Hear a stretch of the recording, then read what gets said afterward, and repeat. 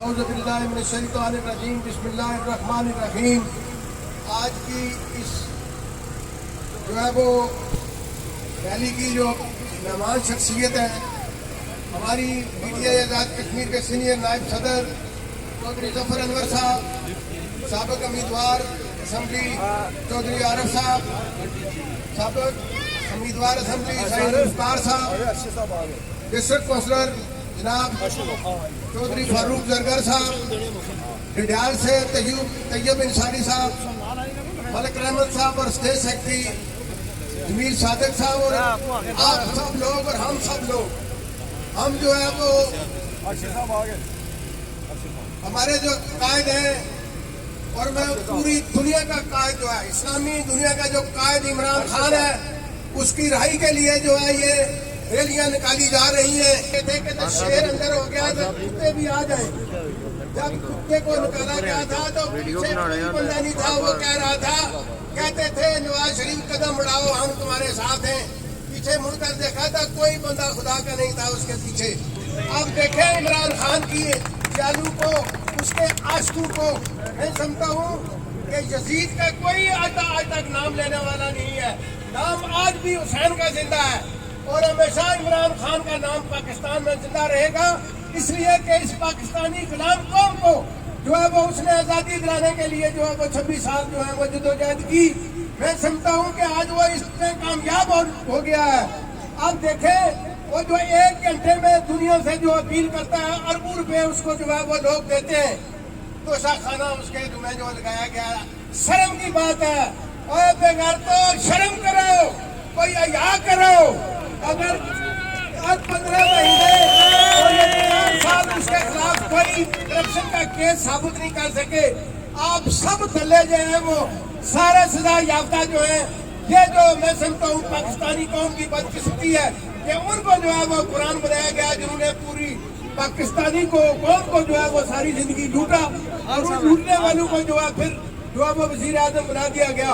ہمیں یہ پریشانی نہیں ہے کہ عمران خان کو جو ہے وہ کتنے دن رکھیں گے، ان کا باپ بھی اس کو جو ہے نہیں رکھ سکتا، یہ بھول جائیں گے۔ یہ دیکھیں آج بھی ان کی کیا حالت ہے، انہوں نے کہا تھا اڈیالہ جیل میں رکھیں گے، ان کو ہمت نہیں پڑی اڈیالہ جیل میں رکھنے کے لیے، اب جو ہے وہ اٹک لے گئے۔ انہوں نے خانوں پٹھانوں نے آج جو ہے وہ اٹک جیل کے بھی دروازے توڑ دیے ہیں۔ یہ قوم عمران خان کے لیے جان دینے کے لیے تیار ہے، آپ کا باپ بھی اس کو جو ہے وہ جیل میں رکھ نہیں سکتا۔ یہ جج کیا ہے، آپ اس کو جج کہتے ہیں، وہ جج فیصلہ کرے تو وہ بھاگ جائے، وہ جج ہوتا ہے کہ الو کا پٹھا ہوتا ہے۔ اس الو کے پٹھے کو جب یہ پتا تھا کہ میں عمران خان کے خلاف فیصلہ کروں گا تو یہ قوم مجھے جو ہے وہ سڑکوں پر گھسیٹے گی، اس لیے بھاگ کے انگلینڈ گیا۔ اب ایئرپورٹ پر پہنچے گا تو آگے جو ہے وہ PTI کے جالے وہاں کھڑے ہوں گے۔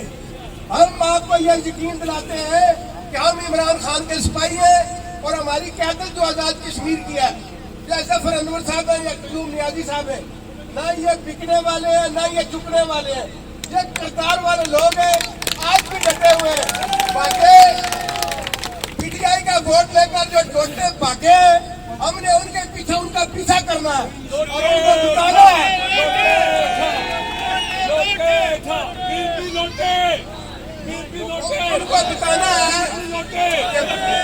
ان کو بتانا ہے کہ ووٹ لو عمران خان کے نام پر اور پھر لوٹے بن کر جو ہے وہ اختیار کرو۔ کل میرپور میں بھی ہم نے ان کو بتایا ہے کہ نوٹوں کی حیثیت جو ہے وہ باتھ روم میں ہوتی ہے، آپ باتھ روم میں چھپ کر بیٹھے، آپ لوگوں کے سامنے کیوں نہیں آتے؟